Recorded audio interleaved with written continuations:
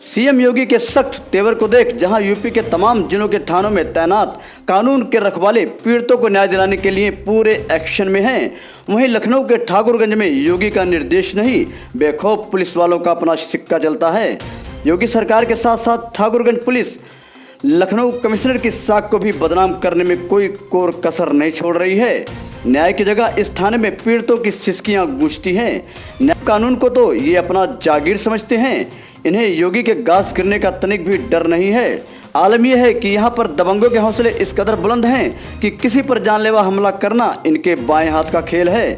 ऐसा ही मामला ठाकुरगंज थाना क्षेत्र के बिलाली मस्जिद अलमास बाग के पास का है, जहां लगभग आधा दर्जन की संख्या में दबंगों ने हथौड़ा व लाठी डंडों से धावा बोलकर 3 सगे भाइयों को बुरी तरह घायल कर दिया, जिसमें 2 लोग अस्पताल के बिस्तर पर जिंदगी मौत के बीच करवट बदल रहे हैं। पूरे मामले की बात करें तो यहाँ के रहने वाले फैज आलम का कहना है कि दिनांक 16 सितंबर 1985 को उसने सुगरा खातून से एक ज़मीन बैनामा करवाया था। पिता व दादा की मौत के बाद मोहम्मद करीम व मोहम्मद जुबैद की निगाह उस पर गड़ गई और उसे जबरन हथियाने के लिए मोटी रकम लेकर एक बिल्डर को बेच रहे हैं, जिसका विरोध करने पर मोहम्मद करीम व मोहम्मद जुबैर ने कई लोगों के साथ मिलकर उस पर पहले लाइसेंसी बंदूक से गोली चलाना चाहे, बाद में उसे व उसके 2 भाइयों जैद व आलम को घेर कर उन पर हथौड़े व लाठी डंडों से टूट पड़े। दबंगई का तांडव यह था कि पीट पीट कर सभी को लहूलुहान कर दिया गया, जिसमें जैद व फैज आलम का सर फट गया। फैज आलम ने बताया कि सर फटने के साथ साथ आलम की टांग टूट गई है।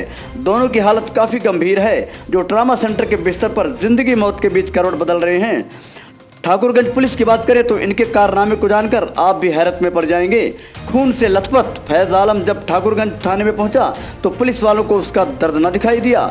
उसे तहरीर देने के लिए 3 घंटों तक दर्द की सिसकियों में थाने पर बैठना पड़ा। इतना ही नहीं, उसका मेडिकल करवाने में भी पुलिस कतराती रही। उसने बताया कि जानलेवा हमला होने के बावजूद अपराधियों को बचाते हुए हल्की धाराओं में मुकदमा दर्ज किया गया है। कितनी हैरानी की बात है कि सीएम योगी के साथ ही लखनऊ कमिश्नर का सख्त निर्देश है कि पीड़ितों को शीघ्र न्याय दिलाकर अपराधियों पर सख्त कार्रवाई किया जाए, मगर ठाकुरगंज पुलिस को कोई फर्क नहीं पड़ता। ये सारे निर्देशों को फुटबॉल बनाकर उससे खेलते हैं। इन्हें ना तो कमिश्नर के निर्देशों का खौफ है और ना ही योगी के गाज गिरने का डर है। न्यूज एजेंसी 24 से वसीम हसन रिजवी की रिपोर्ट। देने के लिए मना किया, बाकी हमने फोन किया कि आइए बात करनी है, तो वो लोग आए, आते साथ ही सीधे मारने लगे, ना कोई बात ना चीज। और करीब 5 लोग तो वो लोग थे, चाचा लोग, उनके लड़के, और 8-10 लड़के लेके आए थे अलग से। तो किसको चोटें आई हैं? हमारे आई है, हमारे भाई जैद उसके आई है, आकिल की आई है, 3 लोगों के हैं। जैद और आकिल कहाँ पे है? वो अंदर है, बहुत सीरियस हालत है उनकी। कहाँ पे अंदर मतलब? अंदर इमरजेंसी में। मतलब वो ट्रामा सेंटर में? जी जी, ट्रामा सेंटर इमरजेंसी में। जी। तो पुलिस के पास आप गए थे, पुलिस ने क्या कर रहे थे? पुलिस ने कार्रवाई का 307 बन रही थी, लेकिन उन्होंने 307 लिखी नहीं। हम लोग मतलब 3 धारा में मुकदमा लिख दिया है? जी जी। भाई हमारा सर फटा, छोटा वाला भाई उसका सर फटा, सबके खून बह रहे थे, उनको फोटो भी दिखाई। 3 लोग के मतलब सर फटे, एक की टांग फ्रैक्चर हो गई। अच्छा, की टांग? हाँ, जो बात बहुत ज्यादा सीरियस है। एक इसमें आपने पहले बताया था, जो आपको खबर चली थी कि होश नहीं आया था, क्या नाम है? जैद। तो होश आया कि नहीं आया? आया है, लेकिन अभी वो जो मतलब आता है उसमें, उसका अभी बोल नहीं पाता, फिर उसमें बेहोश हो जाता है। कितने लोगों को पुलिस ने पकड़ा है? तो आपको मालूम? अभी किसी ने कोई नहीं पकड़ा है, किसी को नहीं पकड़ा, कोई नहीं कर रहा है।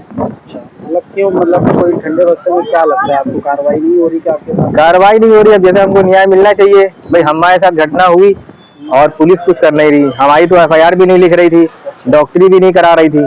लेकिन जब हम लोग ने ज्यादा वो किया, भाई हम वहाँ समझ लिए जिस हालत में गए थे, उस हालत में हम 3 घंटे चौकी में बैठे हैं, थाने में बैठे हैं, तो कोई सुनवाई नहीं थी। तो हम लोगों ने कहा ऐसा करिए, आप तहरीर हमने दी वो हमको दे दीजिए, हम जा रहे फिर कहीं और देखते हैं, DM के पास जाएंगे।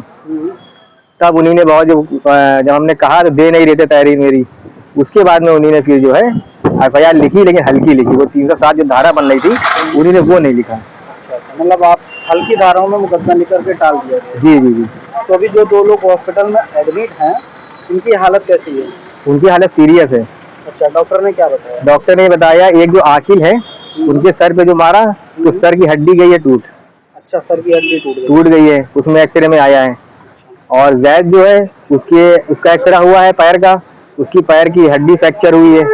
वो खड़ा नहीं हो पा रहा है, और उसके भी सर पे हथौड़ा मारा था जैद के, तो वो बेहोश हो गया था वहीं पे। उसको हम लोग पता नहीं कैसे सब लोग मोहल्ले वाले उठा के लाए हैं। कितने बजे की घटना है ये? 3 बजे की, और 3 बजे हमने 112 भी मिलाया था। क्या कहना चाहेंगे अब आप, क्या किससे गुहार लगा रहे, कौन आपकी मदद करेगा? अब मदद क्या, हम कानून की दौरा खटखटाएंगे। अब देखते हैं कोर्ट से क्या क्या चाह रहे हैं, आगे क्या होना चाहिए? आगे तो उनको पर सख्त कार्रवाई होनी चाहिए। कहाँ रहते हैं वो लोग? वो लोग वहीं रहते हैं, अलमाज बाग में हम रहते हैं, और ये चाचा हमारे हैं, एक वो तो रहते हैं खाला बाजार में, दूसरे चाचा भी खाला बाजार में रहते हैं, एक घर उनका वहाँ है, दूसरा घर अलमाज सिटी में है। किस चीज से हमला किया था उन लोगों? उन लोगों ने हथौड़े का इस्तेमाल किया था, बल्ली का इस्तेमाल किया था, और वो जो हथौड़ी नोक वाली थी कील निकालने वाली, उससे उसके पैर पे मारा था, जिससे बहुत गहरा घाव हुआ और फ्रैक्चर हो गया उसके पैर में।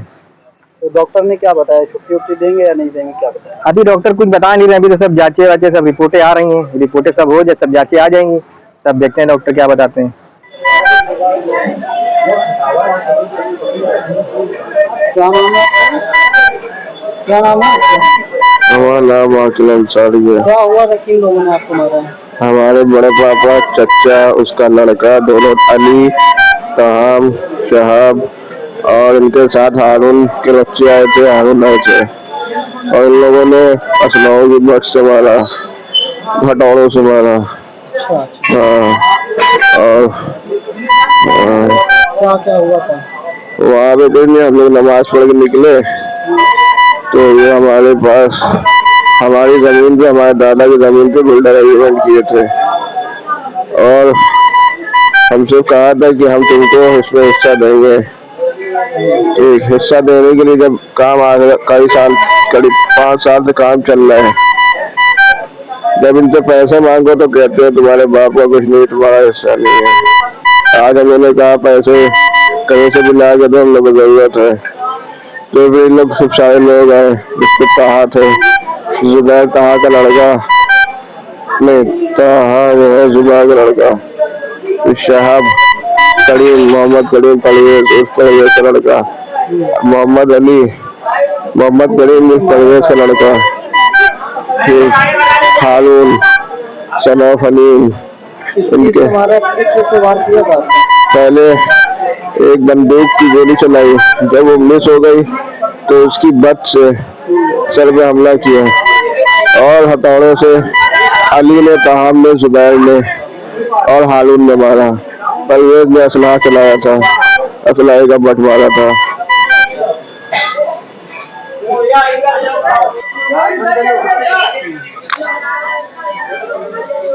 ये भैया